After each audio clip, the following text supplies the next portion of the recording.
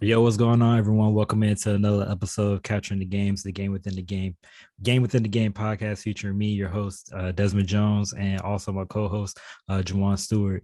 Just want to remind everyone that Capturing the Game is sponsored by Capture Sports Agency, where the CEO and founder is Chantel Smith Jones. Now that we got the introductions out of the way, we already know what time it is. This is time for our guest. She is the Vice President of Social Responsibilities and the Executive Director of Dallas Wings Community Foundation. It is LaDondra Wilson. How are you doing today? I'm great. Thank you so much for having me. Awesome, awesome. We can go ahead and tell the audience a little bit about yourself. Sure. Well, again, excited to be here. I'm LaDondra Wilson. You heard the title. It's a little bit of everything, both on the team side and then our new nonprofit, the foundation. But what I think I can share, what you guys may not already know, is that I'm a native of Dallas, a proud product of Oak Cliff, which is an urban community in Dallas. You may have heard it in rap songs and all that stuff, but a proud product of Oak Cliff, America, we like to say. My former before sports, I'm actually a rookie in the sports industry. So in my pre-sports life, by training, I'm a social worker, and so I've worked with at-risk youth, mental health, and for the longest time, the homeless population of just really helping our marginalized communities with the resources that they need. Then quickly realized I knew a lot about nonprofit and very little about business, and so took a little bit of a pivot in my career and did leadership development for our local regional chamber, which really gave me access to major businesses. And so in my current role is more of a unicorn role where I merge my nonprofit management with business development and the love of sports, and excited to do what I've always loved to do, which is simply helping others. So I don't know what else about me you want to know. Is pretty clear over here. I'm an open book though, so ask anything. Okay, let's get into the foundation community piece, like what the non-for-profit. Let's talk a little bit more about that. What about it? How did it start? Where did it come from? And with you being a native, I guess that's like big pride for you because you like I can, cherish this and baby this the way I want it to be. Yeah, for sure. So first, the Dallas Wings. Well, I'll start with even more. The Wnba is obviously I can say confidently, the most progressive league, professional sports league in social issues and really just addressing issues in real time. And so that's what made working in the sports industry so attractive to me. But for the Dallas Wings, we've always had a community department. We've always really invested in having our players have a presence in the community that they play in. But really excited that our ownership and our leadership felt the need to really amplify our efforts in the community. Therefore, I am the inaugural executive director of our community foundation. And so that just provides us a better opportunity to partner with the local nonprofits that are already doing the work that we may not be able to focus on every day, but that's important to us. And so, as you mentioned, as the native of Dallas and of urban communities, and as a social worker, very familiar to what those needs are, very close to the community already. And so was able to bring that to the sports industry and to our players to really shed light on the awareness. And so started back in September, and within 6 months, March 1st, we launched the foundation and we hit the ground running since then. What has it been like to launch this foundation for, a professional team? Oh man, it's super exciting. Is I call it my baby because we started with the name, and now so from creating the logo to identifying the pillars, the website, ensuring that our staff and players were bought in, ensuring that we're really addressing the issues that are pertinent to our specific community was important to me, and so it has been an exciting journey, but. Because we want to give back and because we want to really be a support to our community, that also includes fundraising and making sure that we have the dollars to support the work. And so fun and challenging. So with that being said, I'm assuming you're probably pretty close with the players, right? As well. That Yeah, again, I'm a rookie. So when I started in September, they played in the Wubble. So of course, the Right. pandemic has put a really unique wedge between what would typically be my role with the players. But those players that did not go overseas had opportunity to work with them. And then now, yes, I'm typically the first person that if someone wants the players at community events, that funnels through my department. And so learning what the players are passionate about, ensuring that we're really being able to create a platform for them is my initial goal. So it's really cool to just learn about all the great things that they're interested in doing and providing that as an opportunity to them through our team. Because I mean, with that too, I mean, from seeing the roster, I mean, it's a pretty young team at that. So I mean, they're probably definitely, hitting the ground running with a lot of social issues and things of that nature for sure. Bringing a new perspective on things, probably. Absolutely. We So have Satu, who's on the league social justice committee, which just was launched through the league last year. And so having her, we also have Kayla Thornton, who is on the Players Association. So just having that voice on a higher level beyond just the wings is important for us. But as you mentioned, we have the youngest team in the league. And so they're just pumped up and excited about being in the community. So it makes my job easy. that's dope. That is dope. Anything to make the job easy, that's for sure. For sure. But so with that being said, with all the different social issues that's out there in the community and stuff, is there anyone in particular that you're passionate about, or there's one in particular that grinds your gears the most?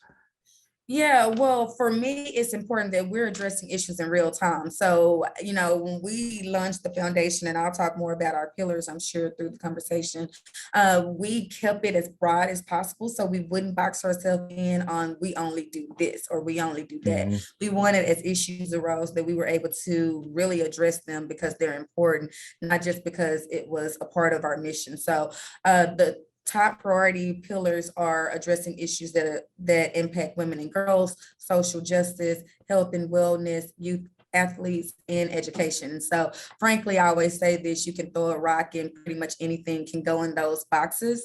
But it's important that we know what's important to our players and then figure out how it aligns with our pillars. Then that's I understand the perspective of not having to box yourself in, because there's so many different lanes to try to go down and try to facilitate which ones to do. One thing I noticed that you started was the flash forward photo booth. Was that something that you created? Yes, so it's a personal business endeavor. So Flash Forward is actually 4 years old. Frankly, it was my love for selfies, so self-proclaimed selfie queen, and really just wanting to jump into entrepreneurship. As millennials, we're like, yeah, I can do that. And so it was one of those real gritty, hands-on opportunities for myself. So I literally bought a photo booth for my birthday 4 years ago and was just like, yeah, this is my business. And so since then, we've been taking pictures, capturing memories at events. Obviously, last year, the world shut down. And so people weren't having events. And so took some time because literally I'm like not a photographer. I'm not a programmer or anything like that, but use that time during the pandemic to reimagine business. And so we started providing virtual photo booth services. So basically it's a link that an event host will send to individuals that are attending their event. You scan the link if you're in person QR code, or you click the link from your device and you take the picture from your personal phone, and then it's branded. It's the same thing you would get if you're at an event and you have the photo text or email to you. And so that's what we're doing more now, just because it's not safe to be in large convened events. But yeah, it's literally just something that I enjoy doing, taking pictures, and made a business out of it. So let me ask, since you said you're the selfie queen, okay, Yeah. how many selfies would you say you have in your phone right now? Oh man, I have like 10,000 pictures in my phone. Oh I would Lord. say, yeah, Oh I Lord. just had to get more memory. I really need to clean that out. It's weird. Of those 10,000, probably 8,000 or selfies. I'm not counting. That may be an inaccurate number, but a lot. I think I only got 1,000 photos in my phone, period. Like, I don't take pictures like that. You gotta capture those memories. Now I can do a deep cleanse and need to do that quickly, but yeah, no. If it happened, I have a picture of it. Oh man, I ain't saying nothing. You said you the selfie queen, so I'm gonna let you have that title. You gonna have that title. You said 10,000. I'm like, all right, cool. I mean, it's 10,000 total pictures. Total, but 8,000 of them probably, Probably are. Okay. And it's selfies with other people too, though. It's not like just me, but yeah. See, that makes it a little better, you know. Thank you. Yeah. I wasn't saying it in a bad way. I was saying, I feel judged. No, not just. I don't take pictures like that. So, when I hear people with 10,000, I'm like, oh Lord, I don't even have that many in my gallery. Like mixed media too. You got to think of the videos, the collages. I mean, it's a thing. The boomerangs, all it. So, okay, do you have a TikTok too? So this is the thing, and I'm gonna give my player a shout out, even though it hasn't happened yet. I do not. I'm a senior millennial, meaning I'm a little bit older, and our players are younger. And so during media day, our number one draft pick, Charlie, I was working with her throughout the day, and so taking pictures, behind the scene pictures. I will not disclose how many pictures I took in probably 3-4 hours. If you think 10,000 is like, it was a lot. But she's like, so you're on TikTok? I'm like, I'm not on TikTok. I'm not on Snapchat. I'm on Instagram just because I like pictures. But she has promised me she's going to teach me TikTok. So I just got a TikTok account. I have not used it yet. Okay. If Charlie hears this, Charlie still owes me a TikTok. I just like the title, the senior millennial, Yeah. Because I don't want to just put my age out there, but it's older millennial. Well, I'm a young millennial or the oldest Gen Z, so you could just put it that way. That's how mine's kind of breaks down. So right, and I know Juwan don't use TikTok, and I know I don't use TikTok. So yeah. It's overwhelming. I like to watch it, but I don't. So when I learn, who knows? I was a Vine person, so that's why I ain't trying to get into the craze, because Vine I knew it was addictive because I was just scrolling through, but I didn't do the Vine for that reason. So yeah, I'm like old school Facebook me. Like I don't do Facebook as much. I do Instagram and share it to Facebook. I just like pictures. Respect that. But like, so with this being your rookie season, in Dallas, especially being a part of the sports world, what's some of the things that you learned about the WNBA that you didn't know beforehand? Oh, wow. A lot. I knew that the women were, the top athletes in their game. I had no idea how hard they worked. So after the season ends, I mean, usually as the season ends, they're flying overseas to play for other teams. So these athletes, most of them are playing year round. Of our 12 players last year, 10 were overseas during off season. So just that grind and grit that they have and the love of the game is admirable. So that was one thing I had no idea. I'm like, oh yeah, they play and then they go chill or whatever people do in the off season. No, these ladies are working year round most times. Makes sense. So I know too, I've seen a 30 for 30 or something on ESPN where they had, when they were in the bubble and they, dedicated the season to Breonna Taylor, like just the community aspect of the W itself it's almost, like you said, it's progressive of any other league I've ever seen.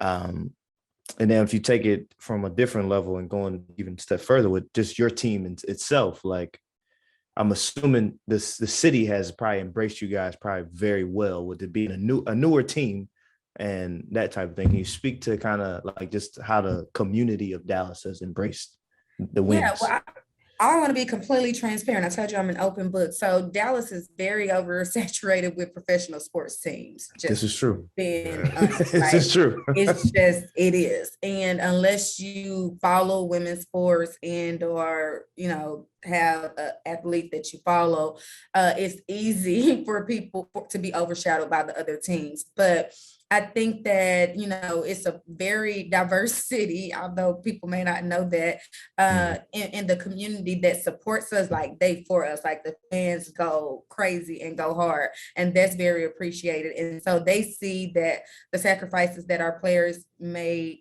daily, and from coming from the Wubble to playing back in market, I mean, it's been one of our most successful as far as fan engagement seasons ever, because I think people realize the sacrifice that they took when they had to play in the bubble but still gave their all. And then again, with having such a young team, people may think that the fan base may be a little shaky, but that's not so. In fact, I get a lot of the fan mail, and having fans not only from Dallas but all over the world is just really motivating to our players. But I do think because it's an oversaturated market, that we could do a little bit more. But I think that the women, they hold it down, and so it's really attractive for people to come and support them.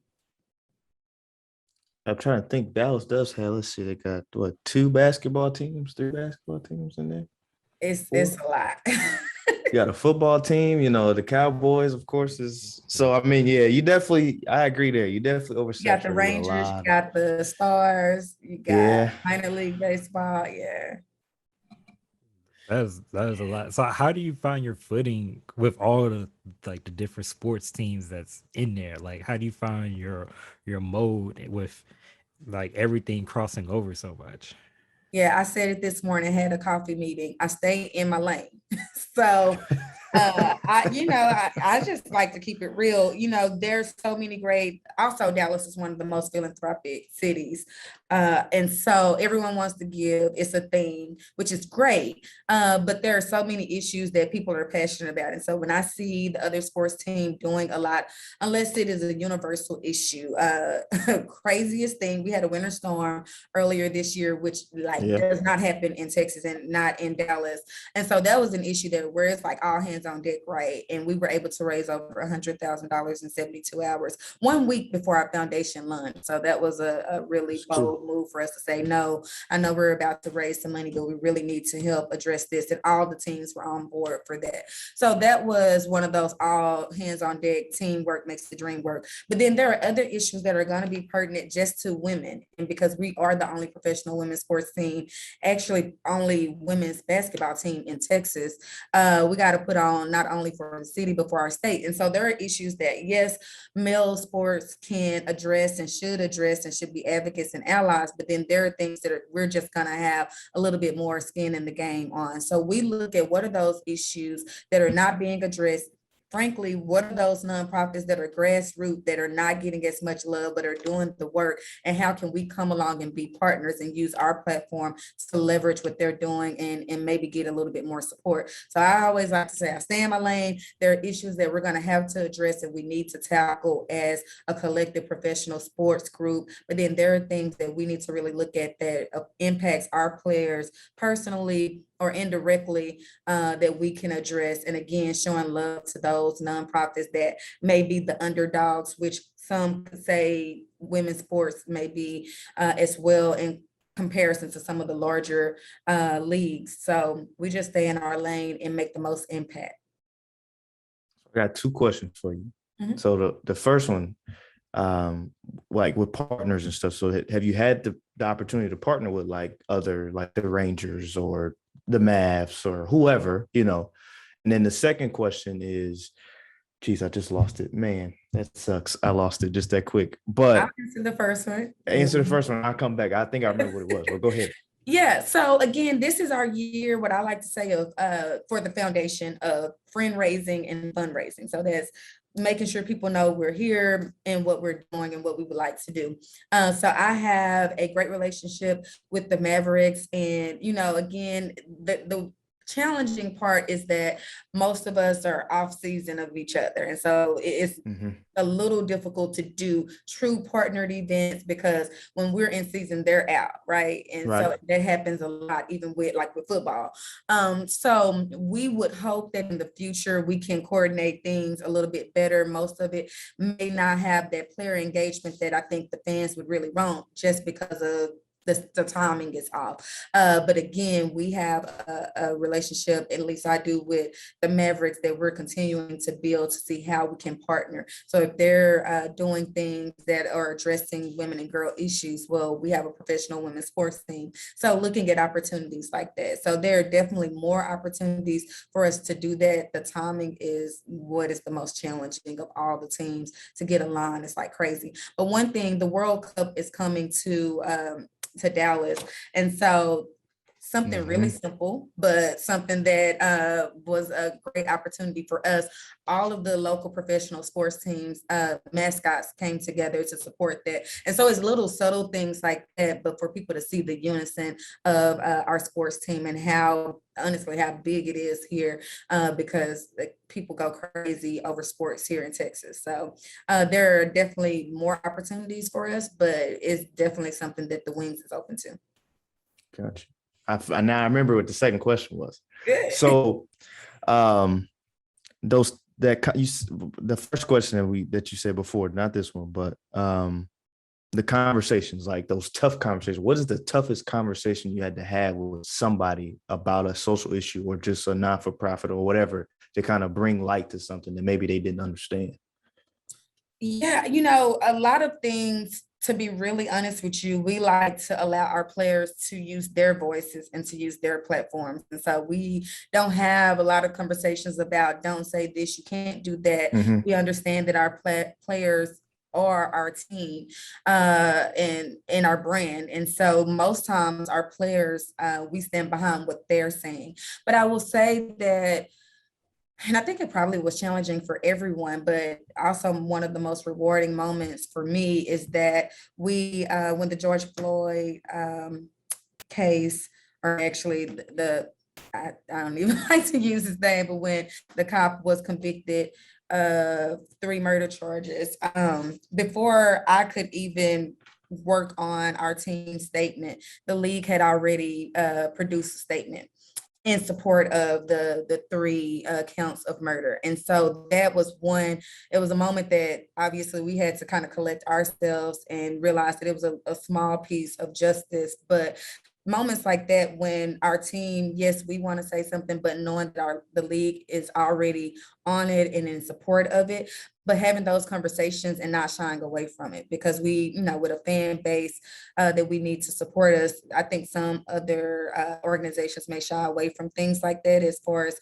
sharing their perspective. And so to know that opened up a conversation just from those verdicts was very honestly motivating, to know that we can continue to have those difficult conversations that others would shy away from.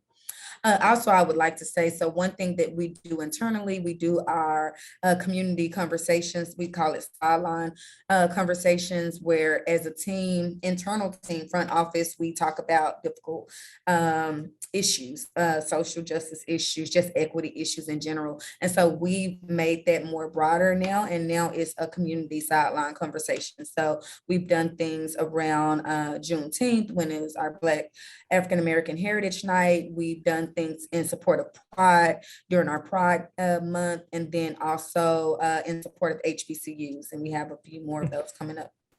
Yeah, that's dope. I don't even know what to say about just everything, because I'm still processing in my mind. Like, yeah, like, ain't that right, man? Like, in the work over here. yeah.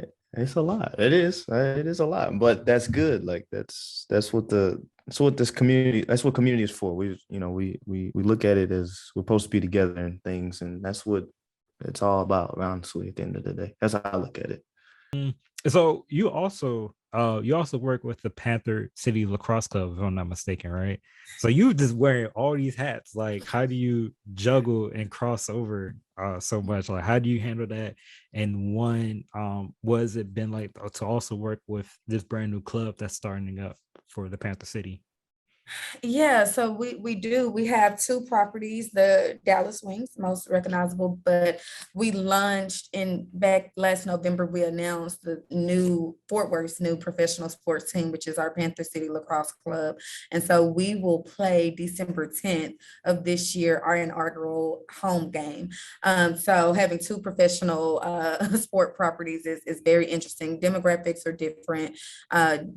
It is two different games for sure. So I'll have those same roles that I have with the Wings with Panther City, but to see a brand just like we're doing with the foundation, creating from this blank canvas is just truly amazing. From the hood, we didn't play lacrosse. We didn't do it. That's Happy facts.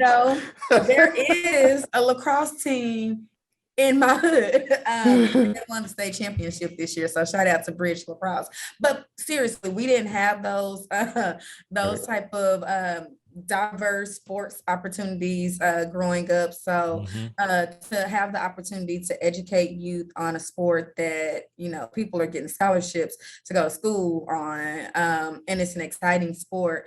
So I'm most excited about bringing this sport to those that don't know about it, but then also really shining a light on the athletes, young athletes that are doing work. So there's a lot of exciting things that I can talk about a little bit later, but we just had we had a draft, and so we now have players. Like when I started, literally we didn't have anything. So and then we have our professional draft that's coming up, and we actually have the number 1 pick. So we're super excited about that. But whole new sport, definitely some crossover, but two totally different worlds. Look, don't feel bad because look, I ain't know. I heard about lacrosse, but I don't know nothing about lacrosse. I like when I came. Oh, come on, man. Look, it's not my fault. Just look, I'm just product of my environment where I grew up in. Lacrosse wasn't the thing. So it wasn't in mine either. I ain't gonna lie. But this is the craziest thing that so we're playing box lacrosse. So even when people are familiar with lacrosse, it's usually field lacrosse outside with, stick ball. Mm-hmm. Okay. We're playing box lacrosse, which is indoor. So think of hockey and lacrosse, field lacrosse connected.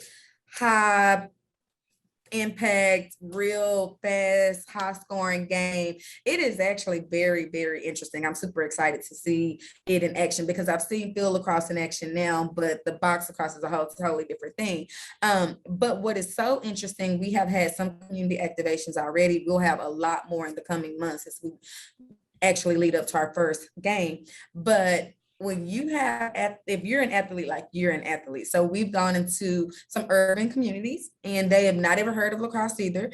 And we give these kids a stick and they at it, they own it. Like you give them the fundamentals and they are like on it. So the opportunity to teach this sport, I don't know it, but these awesome athletes that are football players, track, basketball, they have what it takes. And we've been pretty amused at introducing a new sport and them catching on so quickly. Yeah, I mean, I think it's good to have the new sport introduced because so many people, if they see like one sport, like say, in particular men, it's basketball, or for men, it's football.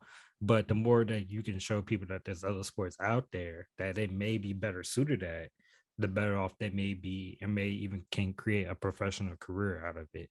So I'm happy to see the different sports, that people are starting to talk more about. Cause like I said, growing up, I ain't know what lacrosse was. And matter of fact, I went to college. Me and Juwan went to the same college where lacrosse is a big thing, and I did not go to a single game in the 5 years I spent there. So no, we didn't have it in my school. Like I just learned about it. So but that's okay. We're gonna do better. Yeah, but it's awesome. Y'all should come to the game. Quick plug, December 10th at Dickey's Arena. Hey, look. See, there you go. Yeah, so my brother lives in Dallas. So, if I'm ever in the area, checking in on him. Seriously, come on out. Just hit me up. I got you. Not a problem. But what was it? How did you feel to be named to Dallas Business Journal 40 Dallas Business Journal 40 under 40? Wow, literally life-changing. Did not know the I don't want to say the importance, but first I would say very humbling, extremely honored, still a bit in shock. Um, it's really amazing because I have 39 cohort colleagues that are, everything from presidents of hospitals to most people may be familiar with Match.com, that president is in the cohort. I mean, some really heavy hitters. And so to have someone from the sports industry, a woman of color, it is extremely humbling. And especially from my city, like these are things that I would look up to when I see these individuals. So I was named 40 under 40, and then I don't know who made the decision to allow me to grace the cover of the publication. So it's kind of crazy. I'm kind of like I don't know, is this like level D celebrity or something? I don't know. I'm not like top tier celebrity, but I was at the game Sunday and someone came out of the suite and they were like, "Hey, are you the 40 under 40 person?" I'm like, "I am." And so it is very surreal, very humbling, honored, and really looking forward to the opportunities as far as providing more insight on what the Wings and our foundation is doing in the community with this new I don't even know what to call it. It's kind of crazy, actually. I don't think I've really captured or realized what all it means, but it's super humbling. Well, congrats on that. That's a Thank dope you. Yeah, accomplishment. big ups, big ups, Thank you. Thank you. big ups. So I guess the segue into that, like who were your mentors prior to, or still your mentors, people that you looked up to that kind of got you into this type of thing? Yeah, it's crazy. I think that I've taken a little bit of every piece of my journey and kind of combined it, if that makes sense. So Mhm. again, I started my career as a social worker. And so I definitely have individuals now that I still am connected to that help me problem solve some of the issues that I address now. So some of my very first supervisors, in the social work industry are still very much people that I can call on. So Ms. Jones, Ms. Berna Jones, who is an executive director of a local nonprofit here under one roof. And so that people like her that, keep me grounded, remind me of why I started my career to help others is very instrumental. Also, Mr. Anthony, who was again a part of my formal life as a social worker, but again, always take me back to the why of my career. Again, new in sports, so I don't know that I have any specific mentors in the sports industry yet, but I think that I'm most motivated by our players because, again, I see the dedication and the sacrifices that they make every day. And that just makes me more motivated to really help continue to, I like to say, promote them as both champions and change agents. So I would say the players right now are my biggest motivation. Definitely looking at a lot of the individuals that have come before me that are doing this type of work as definitely a guide and resource.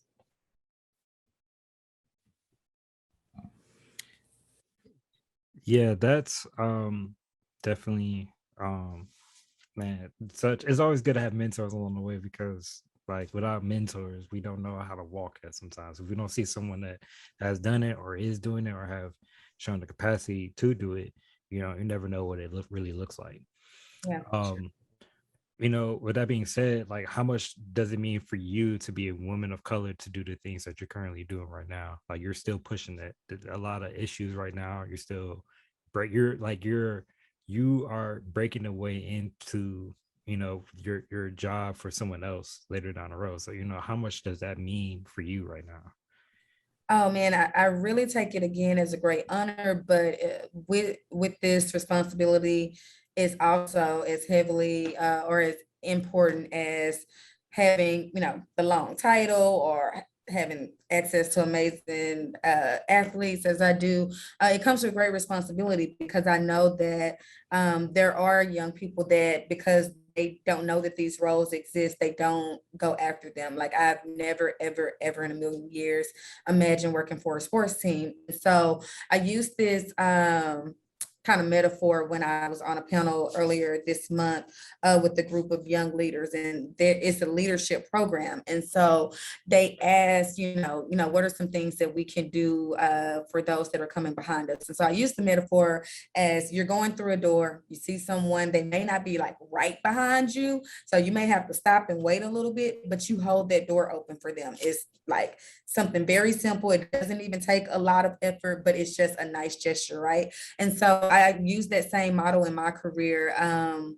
Crazy enough that my schedule is like really, really, really crazy. But I always make time for young people that are interested in talking to me for whatever reason. Most times I don't even know the reason when I commit to doing so.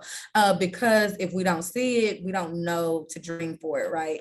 And so I always make time for young people, again, using that metaphor of simply holding the door open for those that are coming behind me, because I think it's important when we have these platforms and these opportunities that we pay it forward, but then we have those practical, real conversations with people, because on the outside looking in, it can look like it's easy or that it was luck, but really having that conversation to help prepare them for success is important. So as simple as it is, as holding the door open for someone to go through the same way that you're going, I think it's as equally important to do that as much as we can in our professional lives as well. So don't have a lot of time to have a lot of mentoring relationships. I do have one, but I always make myself available to speak to young people to talk about my journey. Makes sense. So let's pull back the curtain a little bit here. What happens behind the scenes that no one really knows about? Like that thing that's like in the front office, like people just see stuff gets done, but like most people may not notice if they're not in the front office. Oh man, literally it's a lot. I'll just say, I'll use an example from yesterday. We had a game, on the road game. I'm here late because just working on things. But I was looking at, I think people may not know how the different departments have to work together and what they do behind the scenes, but our social media team was here, like literally from the person that makes the graphics to the person that's posting the graphics to the person that's responsible for responding or seeing what else is out there about the team. And so just watching from my office, looking out into our break room of them really strategizing what and how we would post versus if we won, if we didn't, leading through the game, how to keep people engaged. I mean, it's a tactic to that. It's not as simple as what we do on our own personal social medias, right? But then also when we, as a community department, looking at how we leverage what our team is doing on the court to do that outside of the court. And it's a science to that.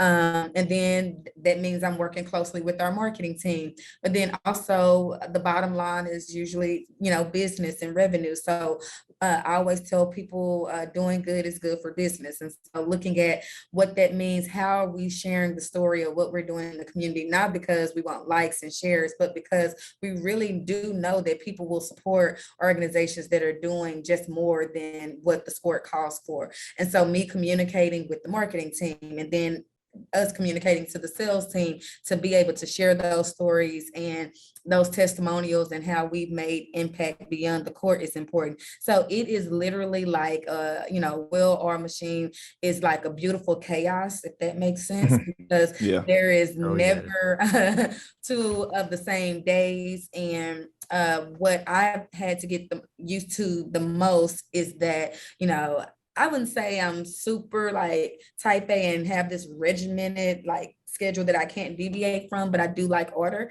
And that is not necessarily something that we have every day. It all makes sense and it's all a science to it, but it is a lot happening behind the scenes for sure. Yeah, I can only imagine that it's like this complete organized chaos that happens. That's what I call it. It's organized chaos. It's chaos, but it's under control. It's organized. Yeah. Everyone got a job. Everyone got a purpose. Everyone knows what to do and know what not to do, but it's still chaos because, anything can happen at any given time. For sure. Yeah, I mean, I don't know. I kind of thrive in some of those type of environments. So, and I feel as though that you're probably built for that as well. Yeah, I mean, it's actually kind of fun. And I'm like, what will today hold? I have this beautiful agenda. Let's see how it's not going to happen like this. Yep.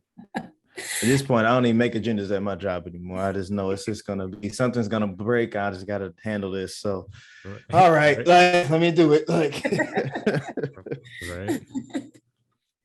But yeah, that concludes our first part of our interview. So we can go ahead and transfer into our rapid fire segment, which we call our game within the game segment. So my question for you is, are you ready to play? I'm ready. Okay.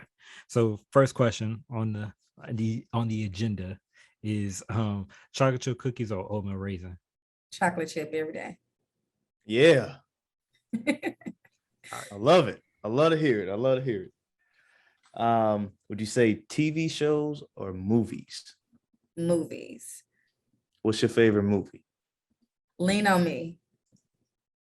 Wow, took me back on that one. Took me back. Yeah. It's okay. Well, who's your favorite actor or actress? Oh man, see y'all.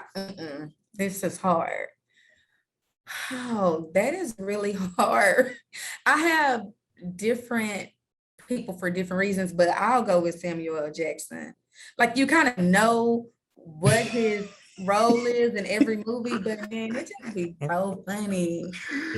I like him a lot. Oh man, yeah.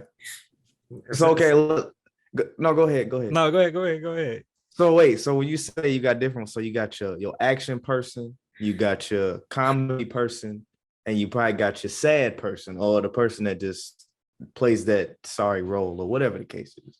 So like, who would be that? Like, let's get into it. Who would be that? Oh, see, I needed to be prepared for this one because I feel like I'm gonna forget someone. So I'll just go. Like I really like Angela Bassett, and I think it's because like she literally, whatever her character is, she was like true to character. Like I literally thought that she was like Tina Turner for a while. Like I really be thinking she's whoever she's supposed to be, and it is I love that. Man, this is so hard. We stumped her.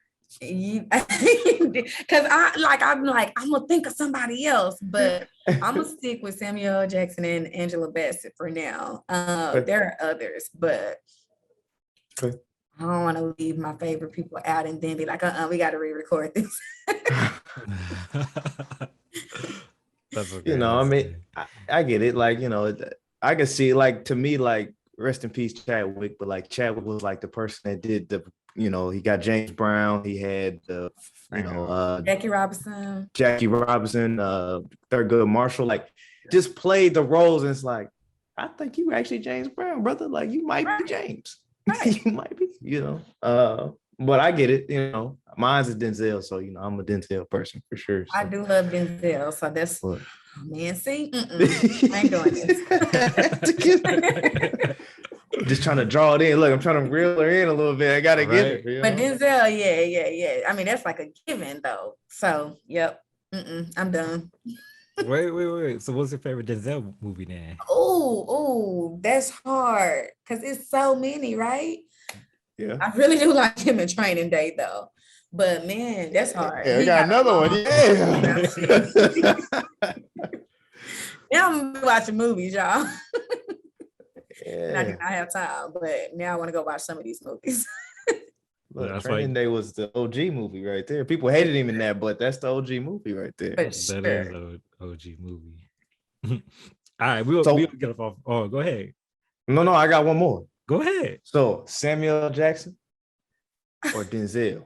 Oh, that's rude.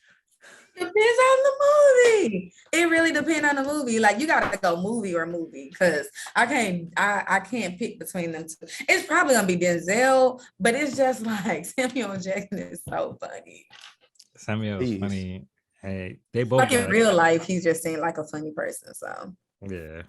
Well, he'll play. I mean, I'll give you that. Samuel can play. He's played in Star Wars. He done played in Django. Like he done played all type of roles. Yeah. The span is crazy. Like, the dude can play any role he wants. Like I give him that for sure. Yes. Like, all right, go ahead. I'll let you go back to the question. We good. Okay. Oh man, yeah. Yeah, his range is crazy though. But we'll move on. With you being, into your rookie years of sports, whatnot, have you come up with your top 5 that you found as your favorite in the W so far? All of our players, period. All 12. Loyalty. I love it. I love it. I'm a Cowboys fan, so I'm loyal to the death of me. So there's no movement there. I will say I'm doing honorable mention though, only because, well, not only because she literally is dope, but because she's my sorority sister, I'm gonna have to add Asia Wilson to the list because she the sorors. But yeah, our 12 of our players favorite, all of them. I feel it. I feel it. All right. So all right, let's see. The next one would be, what's your favorite shoe? Okay, so this one, like real talk, and I'm gonna need a little help from my players on this too. I am more, the heels. Nice. Oh, okay. Who your favorite heel person? Let's just go there. Oh, that's, Look, I'm ready. Right, we here for okay, everything. so I can't be telling all of my secrets. So, well, you're not telling everybody, you're just telling us. No, because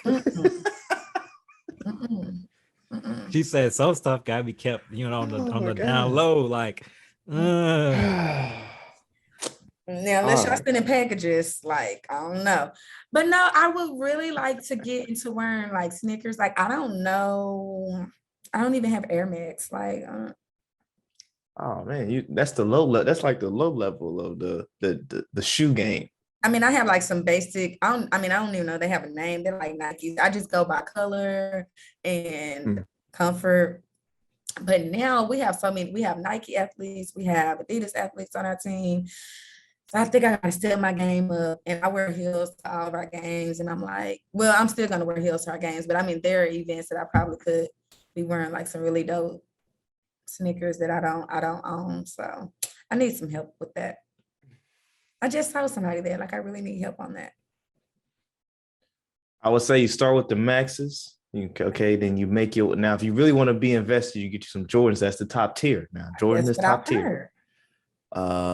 If you like a certain player in like the NBA or whatever, or even WNBA, they got KDs, LeBrons, you got Kyrie, Paul George, Giannis even got a shoe now. Kobe had a shoe line when he was here. Yeah, rest in peace. Overwhelming. So I only know about Jordans. So I mean, it's a lot to it. It's a lot. It's levels to it. So we're gonna start with the Maxes. Like that's really where I want to start. Because then you got to go backwards to the outfit, and it's like, does this make sense? But I feel like I can do some things. Okay. I'm still curious about these heels though, but we're gonna move on though. She probably got some Louis Vuittons, I do not. I do not. I'm for comfort. And the one time I'm like, I'm gonna go ahead and get me some big girl shoes. I was like, these hurt. So I don't know. I just you hear that, Louis? Fix your shoe.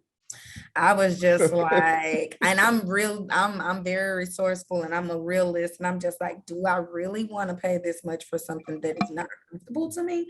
So, there are other, and that was a one-time thing. So I may revisit it, but if it's not comfortable, I'm not getting it. I don't care what it is. Okay. I'll give you that. So, okay. What about your favorite music artists? Yeah, so very diverse there as well. But I this is the thing. We'll listen to anything someone wants me to listen to just because I like diversity, right? Grew up in the church, so I'm this goes sound so rich. I'm kind of like, I start my morning out with gospel, and probably by the time I'm at the office, only like a 25-minute ride, I'm on some trap. This is the thing. I love it. I literally have a shirt to say I love God and trap music. Like I literally have that. That's right. And it's true. But this is the thing about me. I don't this is a mess. I can't believe I'm sharing this. I don't be knowing who the artists are though. Like not guys, like guys, I know, like that's I grew up on God. But like I don't be knowing these new artists. It's just like if I like the song, I like the song. Can I tell you the song? Probably not, but I can probably tell you the hook. So Anywhere from gospel to trap, neo soul, and definitely 90s R&B. Rap is like, sometimes I don't know what they're saying, which is trap. So I don't know. So what's your can you give us one of the hooks? Because I might be able to help you out with the hook. I would tell you, this is like, oh, yeah, and that's the other thing. I get a song that I like and I work it out. I'm not gonna say the artist's name because I'm probably not gonna say it right. But the young man that says he's got time today and he don't like nobody, I like that song. You know what I'm talking about? One of y'all gotta know what I'm talking about. I ain't heard that one. I ain't heard that one. Well, I'm gonna come back to that one. So I heard that I'm gonna do some research on it real quick. But in the meantime, what's on your gospel playlist? What? Yeah, I'm so Jacqueline Carr right now is like my person. Like sis is dope. And then, you know, I'm again loyal to hometown, but Timbaland Man just had a new CD come out. You know, they're right here in Fort Worth. So love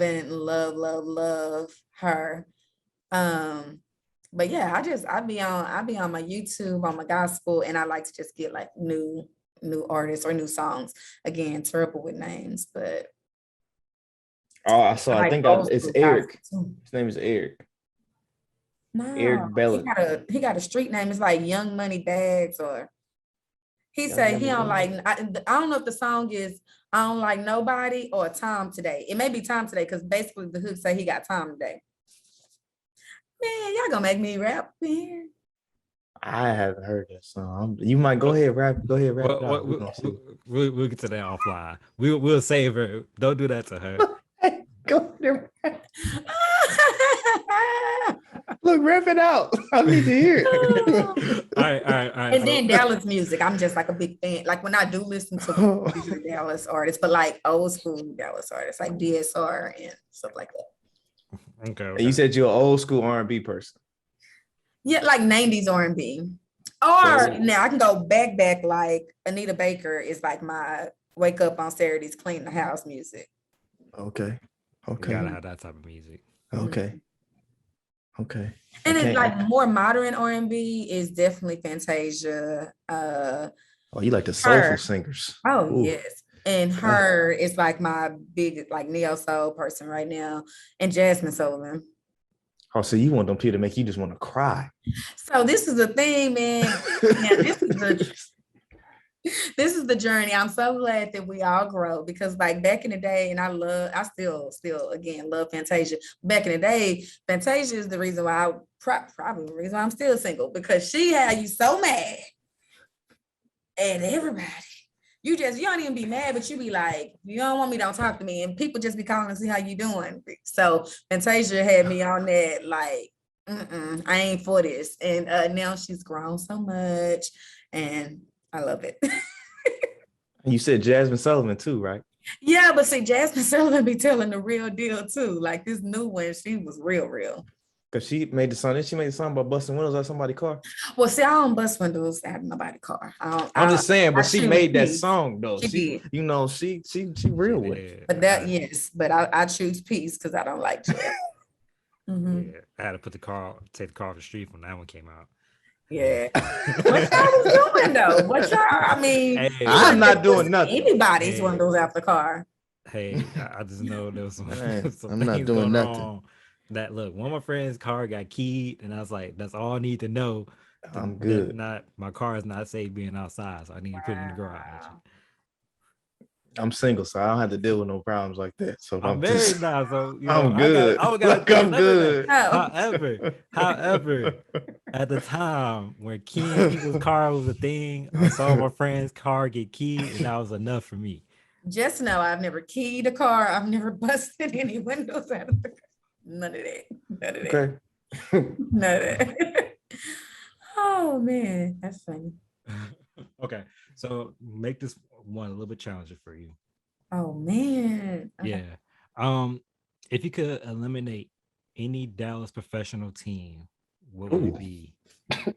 None of them. Throwing shots. He's shooting shots across the. No, sir. We all. I'm loyal.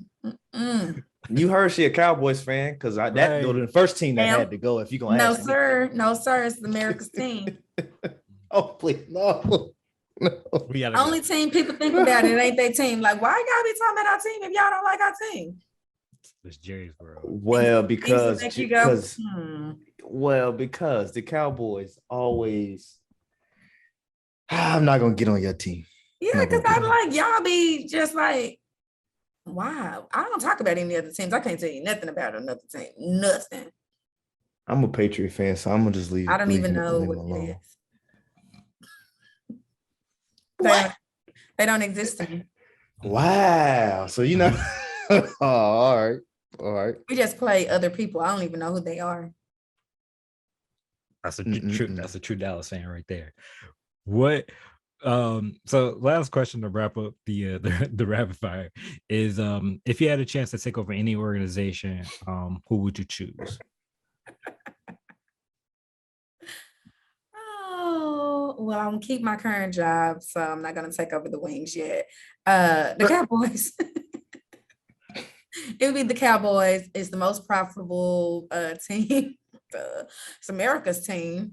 And you know, I save the rest of my comments for unrecorded conversation. But yeah, I mean, I grew up on the Cowboys. It's America's team. It's the most profitable football team.